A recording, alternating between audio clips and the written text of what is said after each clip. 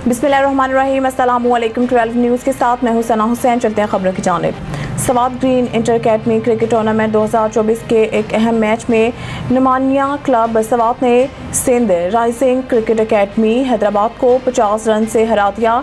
नुमानिया club ने पहले खेलते हुए मुकर्रर 20 ओवर्स में 207 रन बना लिए, जिसमें अब्दुल्ला ने शानदार 78 रन स्कोर किए। जवाब में सिंध राइजिंग हैदराबाद की टीम सिर्फ 157 रन बना सकी।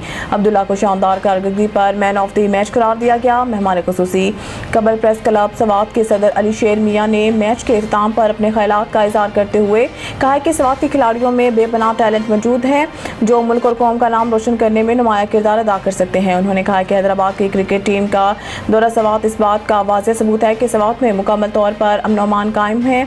सवात ग्रीन क्रिकेट अकेडमी के हेड कोच मोहम्मद जमान और Sindh rising cricket academy Hyderabad के हेड कोच सैयद फुरकान ने दोनों क्रिकेट टीमों के खिलाड़ियों की कारकर्दगी को सराहा और हर किस्म के ताउन की कीन दहानी कराई।